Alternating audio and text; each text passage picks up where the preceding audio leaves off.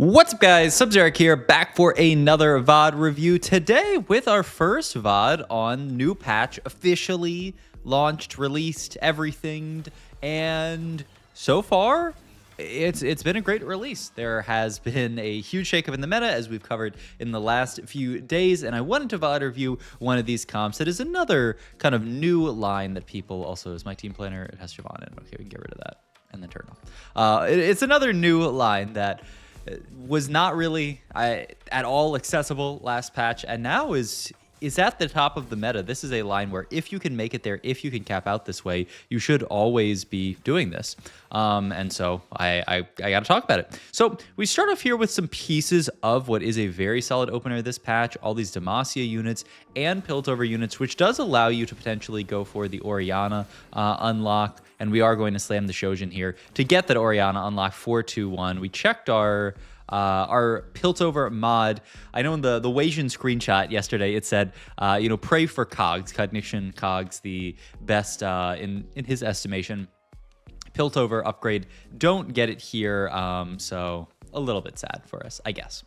Solo leveling rep 2 trick. I guess you can take 2 trick. I kind of hate 2 trick in spots like this because we already have like 4 units you kind of want to play on your board. But maybe we'll get, the dream is to get some kind of frontline. I don't think you can take either of these is the problem. You need something that gives you some econ to play with in this spot here. And we do get, a Rek'Sai too. Kind of a lot of garbage from the perspective of what our current board looks like. And is this going to be the not rare, but not good feeling, take 2 trick and sell the units? It is yuck. At the end of the day, an econ augment's an econ augment, and sometimes you have to take an econ augment to get there, but man, oh man, does this... It's a bad start to the game. Whenever you're taking 2 trick, you don't want to use this as just a bad econ augment, because that's a very, very bad econ augment. 2-star 2 cost is worth 5 gold. 2 random 1 costs is, each 2-star 1 cost is each worth, 3 gold. So that's 6 gold that you can sell immediately there, plus the 5s. You get 11 gold. Compare that to something like a placebo, it's not that much better. It's really like a raining gold minus is the way that I think about it, usually. I will say, though, this has given us enough econ to have a really, really strong early game. And yeah, we go for the early double level here, the 2-2 level 5 here, just saying, you know what, I have that plus 11 gold. It's not much, but hey, it'll help me get there. It'll help me make enough gold this round that I can actually go for that really aggro level. And you saw we slammed the items onto, the Vi first to unlock the Orianna, and then the items onto the Sona to unlock the Poppy. So nice kind of way to use these different unlocks to just put together a very, very nice board. Our only, upgraded unit is Jarvan here, but we have these pretty solid unlocked units, the Orianna especially, that actually make our board pretty decent, though. We are rotating into a Yasuo here. We'll see if Ori does enough damage to kill this guy. Yasuo, pretty good unit. Jhin cast, yeah, I think it's just barely going to be a loss for us. Oh, close fight here. Low-key was a chain on Jarvan diff, but maybe not. But okay, so we actually have just kind of like a very mediocre opening. And look, this is for all you guys out there, whenever I do a VOD review, who says, why doesn't he ever do average games, man? Every single game he does is the most disgusting high roll of all time. And high roll games are fun to watch as well, but it's nice to have some variety. I agree. Not every game should be super high roll. And this so far is the most mediocre spot I've ever seen. Mixed streak here, okay slams, only upgrade is a 2-star 1 cost. We've made some unlocks. I will say this opener does look really, really nice on this patch. Not only because it is just a good opener, you play around Ori, you get to play around all this Demacia stuff and feel good about it, but because it also does play into a very, very high cap line, which we are going to see in just a while. But yeah, holding on to just upgrades at this point. We had the Vayne earlier, and now we have Vayne pair. So it's something that we can think about holding as we want to add to our board, make ourselves stronger. A 5 Demacia wouldn't be a bad mid game. There is that Melio, and even Melio pair, I guess, in shop if you really wanted to hold on to it. We don't have the Nico, though. We don't even have a Kiana, so I think we're far enough away from this stuff that you don't care about that much. Wow, he actually was Koala Esbelto AFK there? He held literally nothing. I guess just shows how little he cares about the Vayne upgrade here. Because I will say, with the idea of we're playing around Demacia, Galio unlocks a lot easier these days. Just needs 8 star levels. You know, you 2-star your 4 costs. That's already 4 of it there. And so you just have a couple of other pieces and boom, you're there.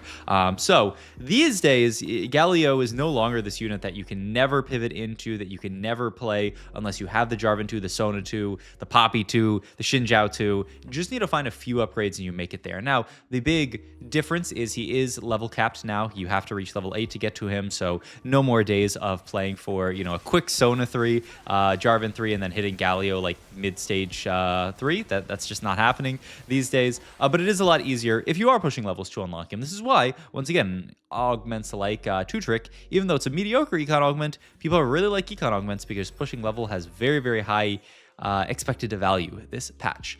I don't think we can take Restart Mission and delete an Orianna 2.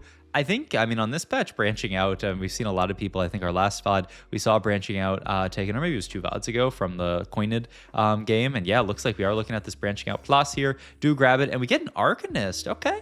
I mean, this is going to be really nice in the late game.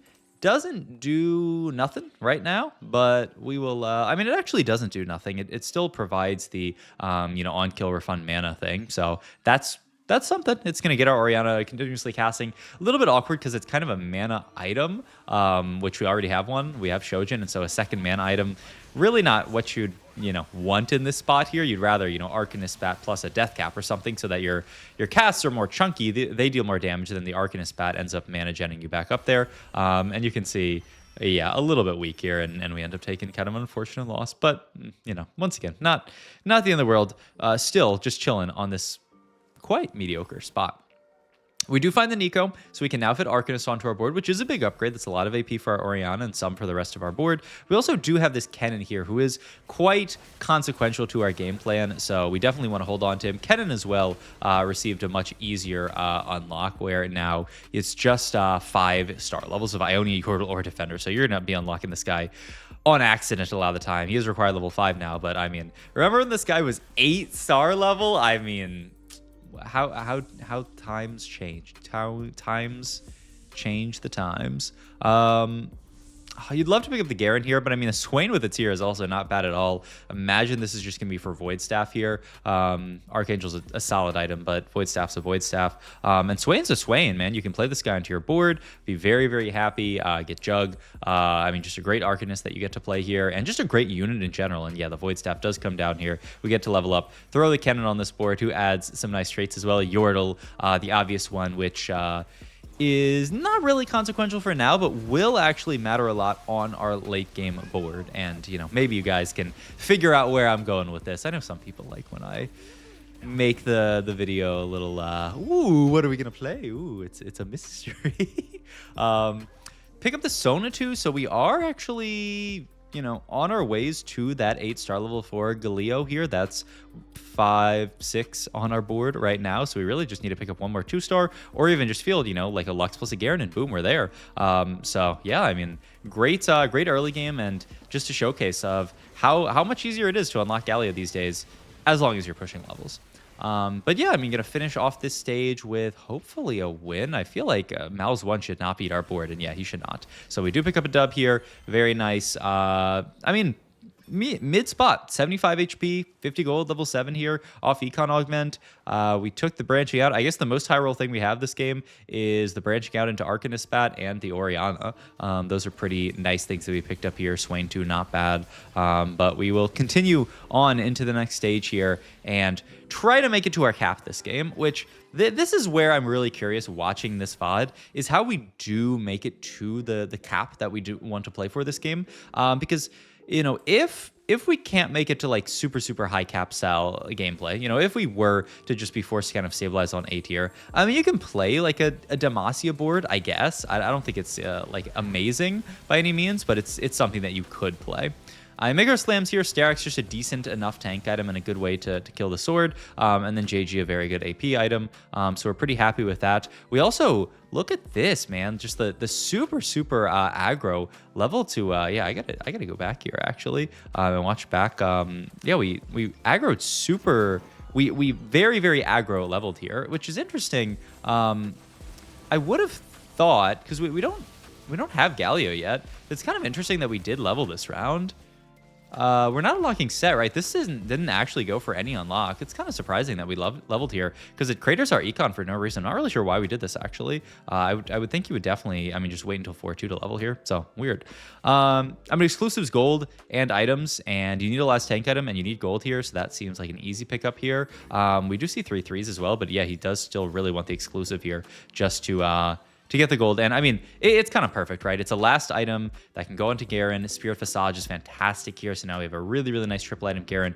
Now we have 5 Demacia, and the Galio is coming this round here. And this also juices our econ back up a little bit. What I will say is, I think if we were on last patch, I would feel a lot more sketchy about our position here, about our spot. But on this patch, there are going to be a lot of people trying to push Fast 9, which means there's going to be a lot of people playing weaker boards on stage 4. It means you're actually going to be able to get away potentially with playing a board, I was going to say like this, but maybe just this board all the way to level 9 here. We can fit the Violet back onto the board, get 4 Defender, and this is actually a really kind of cool mid-game board. 4 Defender, you fit Yordle in, you fit obviously Piltover in, Jug fits in with the Swain. Actually, yeah, I really, really like this mid-game board here, and this is actually like very replicable, right? The only downside is you would not have Arcanist on this board. It's not like you truly, truly need it, but, you know, that's the upside of having the Arcanist spat, is we get to even have Arcanist on this board, which is really cool. But yeah, you can see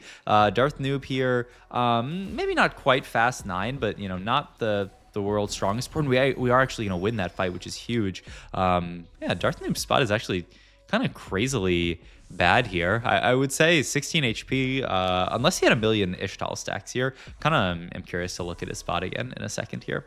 Next item on Carousel. So we're done with AP items. We're done with tank items here. We're going to opt to take a cloak here for potentially like Galio item down the line, I guess. Yeah, no, he did. This must have been just kind of a disastrous. I don't know how this happened, because his cash out obviously doesn't seem very good. Yeah, I don't know how Darth Noob ended up in that spot, but well, that's I guess why it's not a Darth Noob VOD review. But you can see here, like I said, you know, people like this, Shala Halamalo. I've never seen this player in my life, but they have a great name.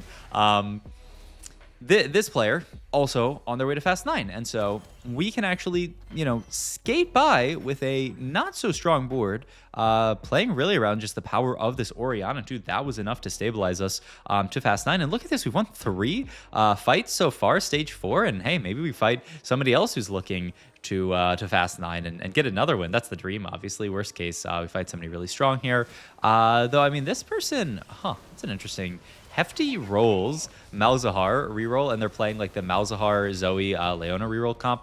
They haven't hit anything though. I will say, the more I look at it, this does just look like a pretty weak lobby. Like, I don't know how this player's in this spot. I mean, their spot looks very, very, very, very rough. But we make it. We make it all the way to level 9. We are going to go 9 here.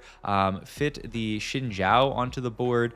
Go for the set unlock on this round. So we are solo frontlining the Garen to pick up that set. And we do have the Xin Zhao held onto here, which is going to be quite consequential, actually, to this board. And yeah, we do get the Ryze unlock as well here. So this is the line that we are going to be really watching for the rest of this game, which is this Demacia Ryze line. The really nice thing is there's a lot of inbuilt synergy onto this board. So you pretty much for free, you know, you get to play Demacia very easily via just Galio. We're actually playing 5 Demacia here. Oftentimes, Galio, Xin Zhao, and Lux can be your Arcanist. But in this spot, we have Arcanist spat, so we don't actually even need the Lux in. So we can just do kind of like a Galio, Xin Zhao. Oh yeah, and Poppy as well. So the really nice thing on this board with Poppy is that you're getting Yordle in, right? You kind of must fit this Poppy onto the board because Yordle is, even after the nerfs, I would say, still, I mean, lowering damage by 8% is still a really, really, really big buff. So getting that little shrink effect on Ryze's ability is just fantastic here. I mean, so many easy traits to fit, though. I mean, that's the thing about this this line here. We pick up the Azir, who is the dream in this line, is that you do get Shurima in as well, and we're going to start kind of pivoting out of some of these other Demacia units. Certainly don't need to play 5 Demacia, but Ionia also fits really, really easily on this board with the Xinjiao plus Kennen plus set package. So very, very easily you can fit 3 Ionia, you can fit 3 Demacia, you can fit, I mean, even 5 Demacia in this spot here, because we have enough, you know, resources, bench slots or board slots wise. So you get to play that. So yeah, Demacia, Ionia, like pretty much free. Then you fit Shurima in as well on top of this, and then Yordle in as well, and you have a very, very stacked Ryze. We are actually still losing, mostly because we don't have the Ryze 2 yet here. So a very quick 9, but it is one of those situations where because we went 9 so fast, we are a little bit broke here. So we are a bit at the mercy of Mortog to see if we can hit some of these upgrades here and make our board as strong as it really needs to be to start winning. The Ryze 2 is the big one here that we need. And we do pick up a cash out from our Shuriman Ryze. Don't see anything from there. Ooh, that's an Annie too. Okay, and yeah, we are going to play that on our board. Just cut the Lux out here and are gonna move these items down. The tank items obviously can go onto the Tibbers here, and then the rest can go onto the Annie here. And yeah, we're just barely getting some of these items down. Darth Noob here now with his, oh, why did it, am I crazy? I think I'm just crazy. Okay, maybe there was a Brock hiding on Darth Noob's board, and that's what happened earlier. Okay, I mean, because I thought it showed 0 out of, oh, you know what it probably was? It was, oh, it must have been, I didn't even check his quest. It must have been the oh, Ryze 2 here, by the way, for Koala Esbelto here. Must have been like the play Ionia for, or not Ionia, but Ishtal for 15 rounds quest, and that's why we got so low and then immediately cashed out into a giant Brock. Okay, that makes a lot of sense. I was like, man, why does Darth Noob's spot look so bad? And it's because he had not cashed out yet. I was like, and he's got no sun shards. I thought he had already cashed into just like straight garbage, but that makes sense. So that's a scary person in the lobby, but our board is getting quite scary as well here. So we're kind of going off book a little bit, playing around the Annie here. You know, like we talked about, oftentimes you can fit Lux in very easily in this slot. Silas, another unit that you can fit onto this board. There's really a lot that one can fit here. The only obvious downside to you know, Silas is that you have to sell out your Garen here, but I mean, you'll see once we you can see on this board, you know, once we reach the Nasus or even the Tibbers in a spot like this, you don't really need the Garen so much. It's actually, you know, optional on a board like this, and maybe even unnecessary when you can play better frontline via stuff like Nasus. So yeah, that's the dream. We pick up a fight here over an interesting player name. We do see Darth Noob actually going 5th here, Sag. Probably ended up losing to the first place player who also went fast 9. It's a fast 9 world, and you're living in it, baby. Like, there is so much fast 9 out here in the meta these days, just because they have made it so much easier to flex into a million different boards. So if you end up in a good enough spot to make it to 9, you can play anything. I mean, you can see here we play this Demacia Ryze board, but we're rotating into kind of an Ionia Yone type board. There is the Kindred board over there. There's all different kinds of, this is a Ryze board, and I really want to VOD review it because I hadn't done a VOD review on this comp actually until today, which is, I mean, I don't know what I was going to say. It's so sad that I haven't VOD reviewed this comp yet. But I'm happy that we do get to do a VOD review on it because it looks insane, honestly. And the Demacia Ryze effect, providing with the execute as well, especially on this like new Ryze that actually like does a lot of damage. It's very nice. Now, I will say this first place player, yep, we may have met our match here, though I think we might have actually farmed a top 2 here. Yeah, beautiful top 2 here. Actually, I'm down to jump back and see the, oh, well, I guess we can't see it. The board that we lost to here, but I'll click into the game to find it for you. How about that?